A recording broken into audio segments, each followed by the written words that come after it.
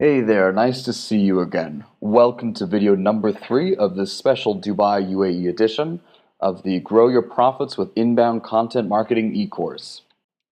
Today we're going to be talking about how to do market research the smart way with keyword research, social listening, competitive research, and customer interviews. By market research, I mean getting to know your audience. This research is critically important because in order to create content that is relevant and valuable to your specific target audience and to drive profitable customer action, you need to know who your audience is, what they value, what they want, and how they usually consume content, amongst other things. Depending on your goals and objectives, your audience might include strangers who you want to find your business online, prospects you want to convert into leads, leads that you want to nurture or acquire as customers, or current customers who you want to upsell or encourage to advocate your brands to their friends and family and colleagues. Now, just in case you're thinking to yourself that this research may be unimportant for your business because your target audience is quote unquote everyone, then I've got news for you, or rather, Seth Godin has news for you several years ago. Your audience and your customers are not everyone. As the saying goes, if you try to please everyone, you will wind up pleasing no one. If you think your audience is everyone, don't worry, because I put together this video to give you the tools you need to discover your true target audience and to appeal to them directly. Doing at least some basic market research on your target audience is unbelievably important. This research is what will tell you what kind of content and offers will be most likely to appeal to your audience. Questions like this, and honestly most marketing strategy questions, can be answered by finding the sweet spot where your audience's wants, needs, and habits intersect with your company's expertise. The market research techniques you're going to learn today will help you discover where that sweet spot is exactly. The best framework to help you research and document your audience is what's called buyer personas. A buyer persona is a detailed composite profile of the key decision maker who your company hopes to persuade to buy your products or services. You may need to create a few buyer personas to represent all the key decision makers that your company is targeting. Having clearly documented buyer personas will help your team make smart, data-driven decisions in every aspect of your marketing. You can add all kinds of information to your buyer personas, but these are the 6 critical insights that you should focus on for all your buyer personas. 1. Priority initiatives. 2. Success factors. 3. Perceived barriers. 4. Mapping the buyer's journey. 5. Decision-making criteria. And 6. Content consumption habits. By priority initiatives, I mean what problems and pain points motivate this persona to look for the kind of solution that your company provides. Or an alternative interpretation of priority initiatives is what 2 to 3 key projects or initiatives does this buyer persona spend the majority of their time, effort, and political capital on pursuing. Success factors refers to which factors will this buyer persona use to evaluate the success of your solution after purchase. By perceived barriers, I mean what could prompt the buyer to question whether your company or solution is capable of achieving his or her success factors. The buyer's journey refers to the question of how does this buyer persona select a solution that can overcome the perceived barriers and achieve the success factors. Also, what content will they need at each stage of this process?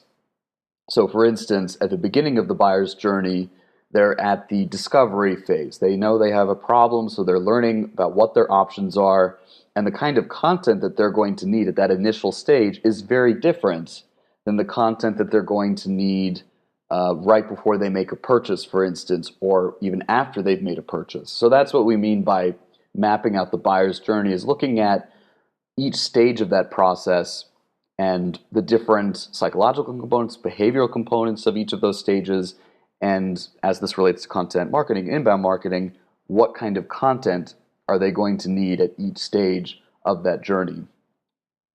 Next, we have decision criteria. So by decision criteria, what we mean is, why do some buyers choose your product over your competitors, and vice versa? Why do other buyers choose your competitor's product over yours? Finally, we have content preferences or content consumption habits. By this I mean finding out what content formats, lengths, and channels does this persona prefer to consume. In other words, do they prefer written content, spoken auditory content such as podcasts, or visual content like infographics or videos? Do they prefer short bite-sized content like a tweet or a one paragraph long blog post? Or do they prefer long content like a long blog post or an ebook or a podcast or an audiobook that explores a topic really in depth and really goes into the nitty-gritty? Do they typically find new content in their email inbox, on social media, if so on which social media channels, on Google, in print magazines, in newspapers? So these are all kind of the key questions that you want to look at when you're figuring out where and how does this buyer persona consume content. And this is going to tell you what kind of content you should create and where you should distribute it. You should also take notice of and document this buyer persona's cultural background, their values, and their native language, and in addition to that, what other languages they may speak to one or another degree of fluency, because that will presumably affect which language they will prefer to consume content in, and will also affect where they tend to get their content from. This is especially important in a diverse country like the UAE, of course. I also recommend, contrary to what most people do in this country, that if your primary audience, if your primary buyer persona does not speak English as their primary language, they're probably fluent in it, but if their native language is Arabic, or if it's Malayalam or Hindi or Urdu or whatever it is, I would recommend creating content in that buyer persona's native language, because that's what they're going to prefer to consume. It's going to be easier for them.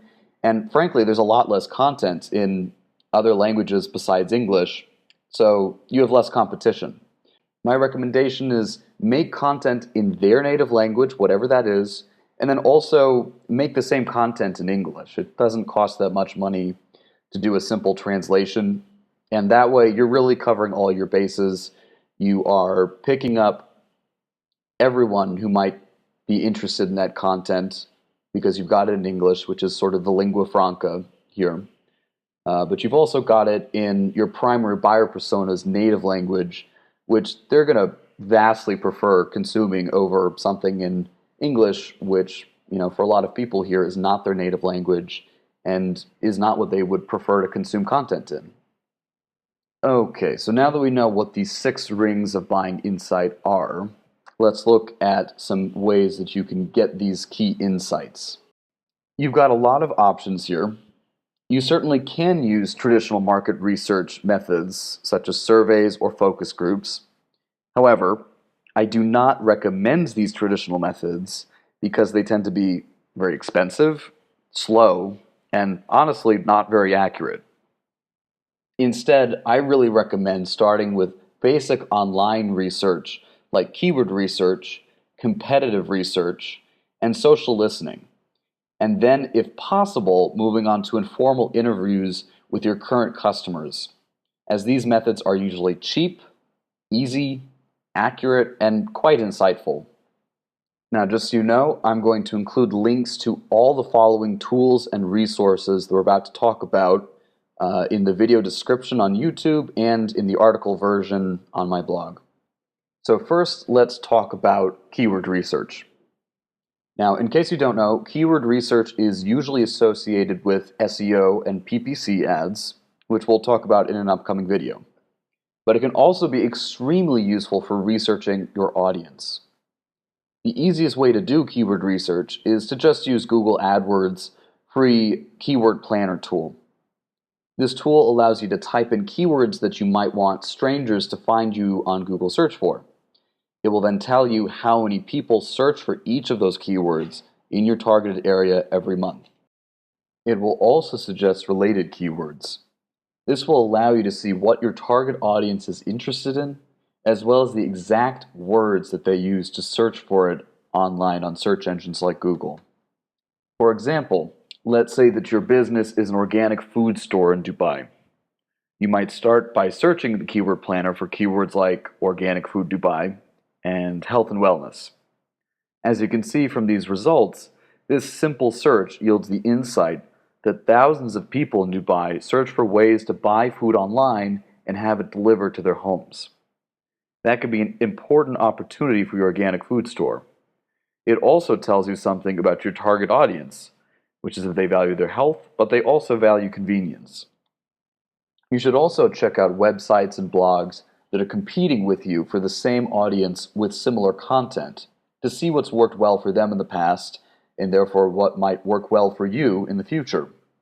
You can do this research manually, but personally I prefer to use BloggerJet's free Strip the Blog tool. Basically, this tool analyzes which pieces of content on a given website or blog have gotten the most social shares. This is an excellent way to gauge approximately how popular and how valuable each piece of content is on each of your competing blogs and websites.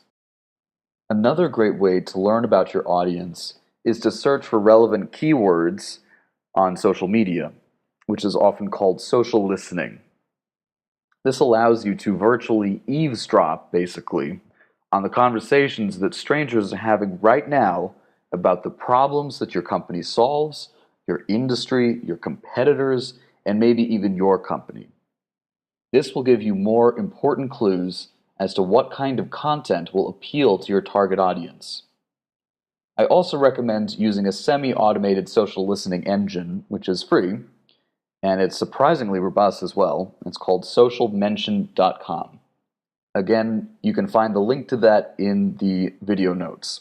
Finally, the cheapest, easiest, and by far the most accurate way to research your buyer personas is just to talk directly to your current customers. You can learn everything you need to know to create your buyer personas with semi-structured, informal interviews over the phone, in person during a meeting, or even over lunch.